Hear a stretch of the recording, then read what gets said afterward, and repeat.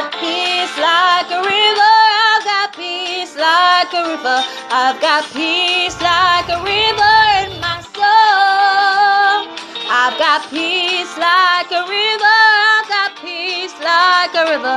I've got peace like a river in my soul. I've got love like an ocean. I've got love like an ocean. I've got love like an ocean in my soul. I've got love like an ocean. I've got love like an ocean. I've got love like an ocean in my soul.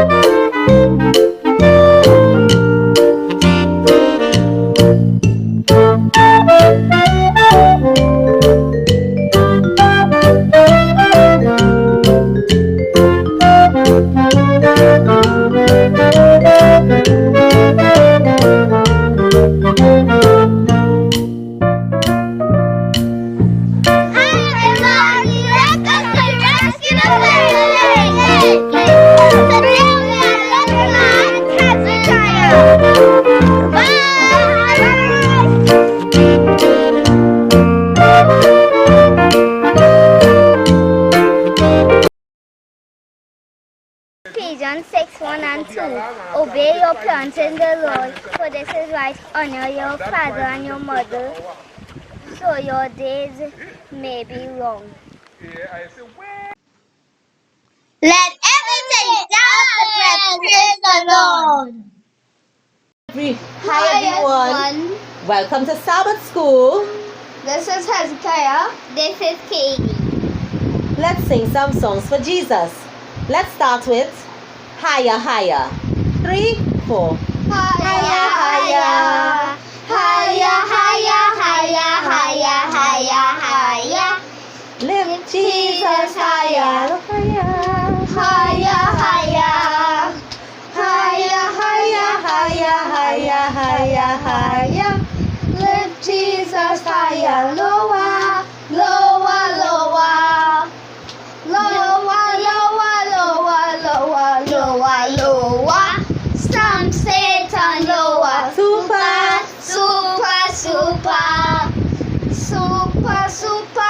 super, super, super, super.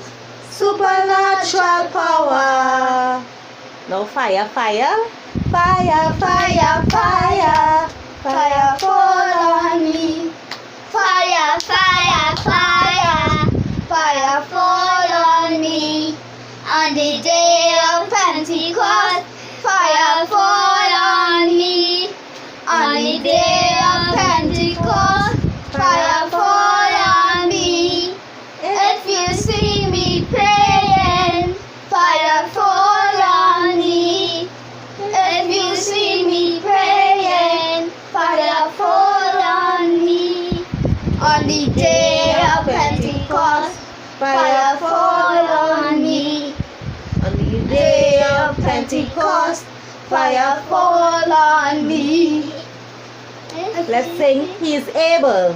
He's able, he's able. I know he is able. I know my Lord is able to carry me True. He's able. He's able. I know he is able. I know my Lord is able to carry me True. For he has healed the brokenhearted and set the captive free. He made the lame to walk again and caused the blind to see. I know He's able, he's able. I know he is able. I know my Lord is able to carry me through. Cover me, Lord, under your blood. Cover me, Lord, right under your blood. When And the Holy Spirit, come down from above. Cover me, Lord, right under your blood. Cover me, Lord, Right under your blood. Cover me, Lord, right right under under your your blood. When the Holy Spirit come down from above. Cover me, Lord, right under your blood. This is the day that the Lord had made, that the Lord had made. He will rejoice, he will rejoice, and be glad in it, and be glad in it. This is the day that the Lord had made. We will rejoice and be glad in it. This is the day, Hallelujah, this is the day that the Lord had made. Wow, that was a wonderful time. Praise in the Lord, wasn't it? Yes, yes, it was. Okay, boys and girls, you all have a lovely Sabbath, and let's see what else aunties and uncles have in store for us. Okay? Bye. Bye.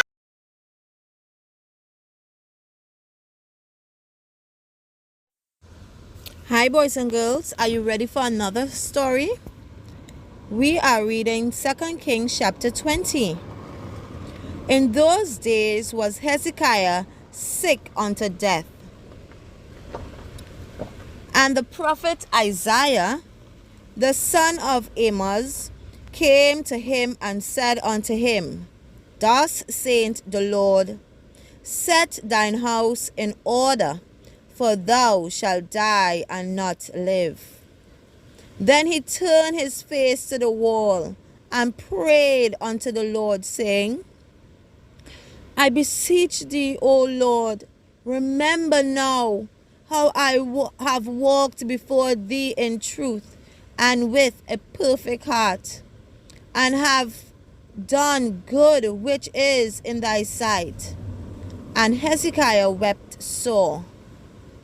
And it came to pass, before Isaiah was gone out in the middle court, that the word of the Lord came to him, saying, Turn again and tell Hezekiah, the captain of my people, Thus saith the Lord, the God of David thy father, I have heard thy prayer. I have seen thy tears. Behold, I will heal thee. On the third day thou shalt go up unto the Lord, or the house of the Lord. And I will add unto thee 6, and I will add unto thee unto thy days 15 years, and I will deliver thee and this city out of the hand of the king of Assyria. And I will defend this city of mine own sake, and for my servant David's sake.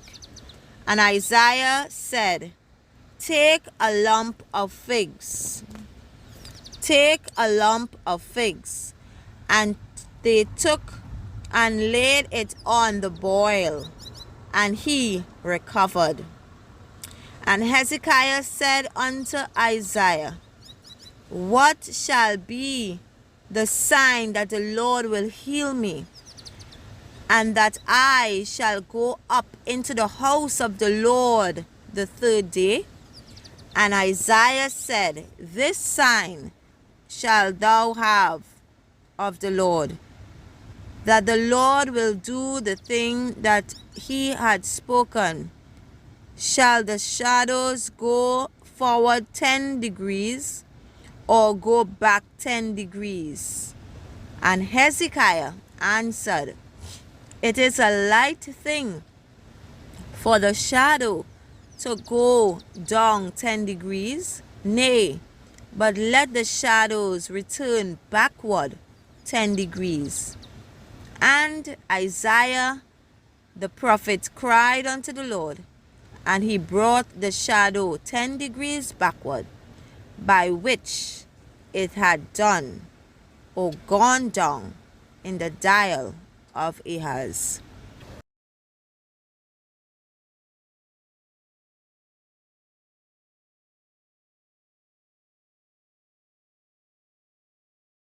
So we have a story, a character building story to tell, and this is part 1.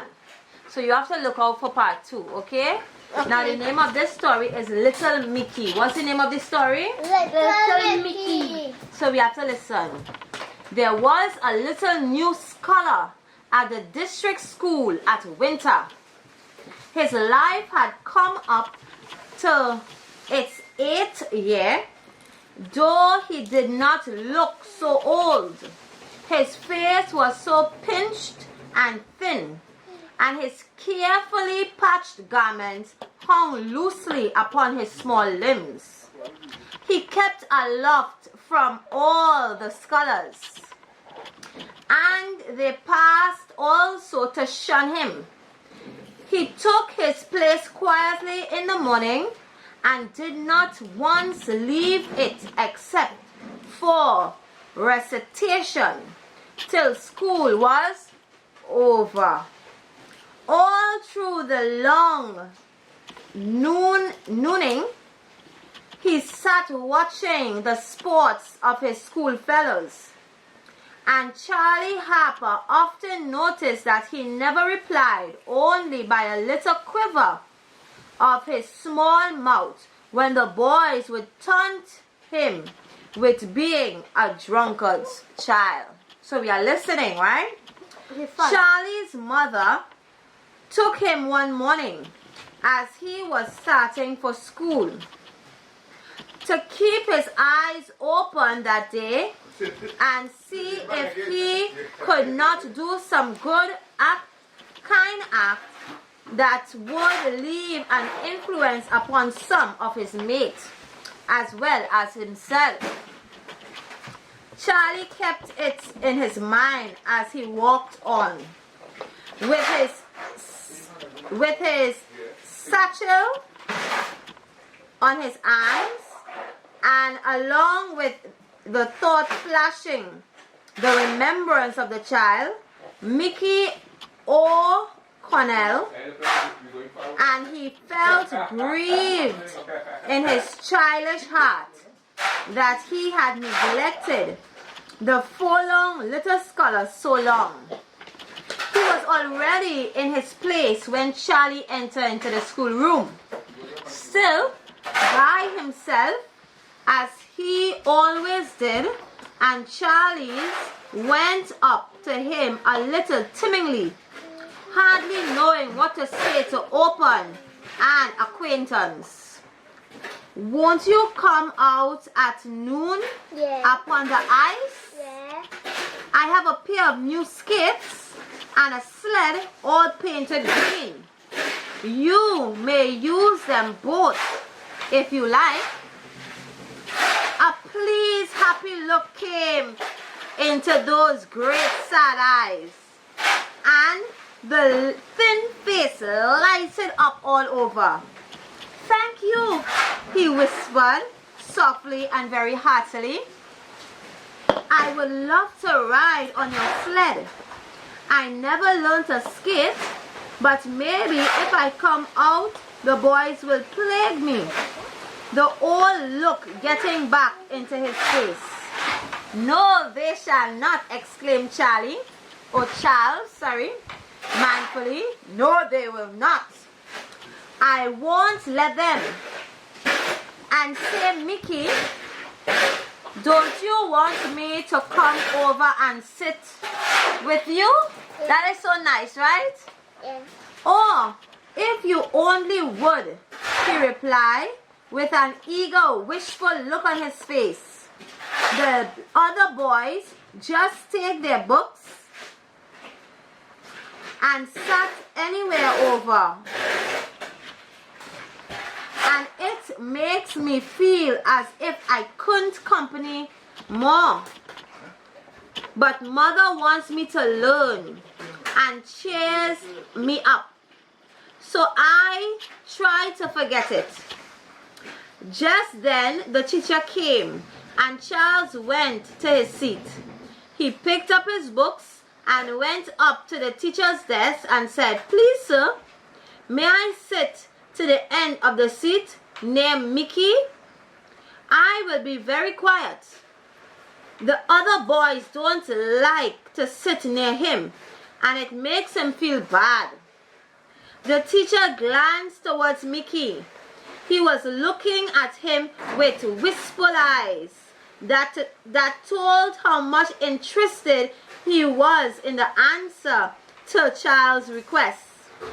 He was a kind-hearted man, so he patted Charles' head, called him a thoughtful boy, and granted his desire. This will teach us how to be very kind and thoughtful. Okay? It goes on to say, Charles felt that the eyes of the whole school was upon him, and he saw the scornful smile upon the lips of many of his classmates. But Mickey's happy face repaid him for all that he had lost in their friendship. When school was over from the morning, he drew his satchel from underneath his bench, and taking from it his dinner, he moved a little nearer Mickey and said, Let's eat our dinner in a hurry and then go out and slide. A crimson flush shot up into Mickey's forehead, but he did not speak. Charles looked at him wonderingly a moment, and then with a childish eagerness reminded him of his dinner. Mickey turned his head away and drew from his pocket a small crust of cornbread, which he tried to conceal from Charles. Is that all the dinner you've got? Almost escaped Charles' lips, but he saw how hard he was trying to hide, right, the meager lunch from him. So he leaned back into his seat and said nothing. So sometimes it is very good not to make children feel shame. So if you see them have a little thing to eat, you don't make it obvious, right? you just allow it to go on because that is all they have. And you don't want them to feel bad. So, only his little brain was planning how he could give Mickey a part of his dinner without making him feel humbled. "Oh, mother, give me so much dinner," he said at length, taking a long breath. "Oh, mother, give me so much dinner. I can't begin to eat it. Here, Mickey, see if this isn't good." And he placed a liberal supply upon the child's end of the bench. "Don't you want it?" asked Mickey, looking pleased. "No, indeed. You eat it. It is for you." "Oh, isn't it good?" he said, devouring it eagerly. Are you willing I should carry this little piece for mother?" You hear what Mickey said? "Yes, if you wish to, but doesn't she have cake?" asked Charles bluntly. "No, not now," sighed the boy, "but I am all ready to go and slide," changing the subject hastily. Now this is part 1 of this story, so we have to wait till some other time to hear how this story ends. Okay? I've got peace like a river. I've got peace like a river. I've got peace like a river in my soul. I've got love like an ocean. I've got love like an ocean. I've got love like an ocean in my soul. I've got love like an ocean. I've got love like an ocean. I've got love like an ocean in my soul.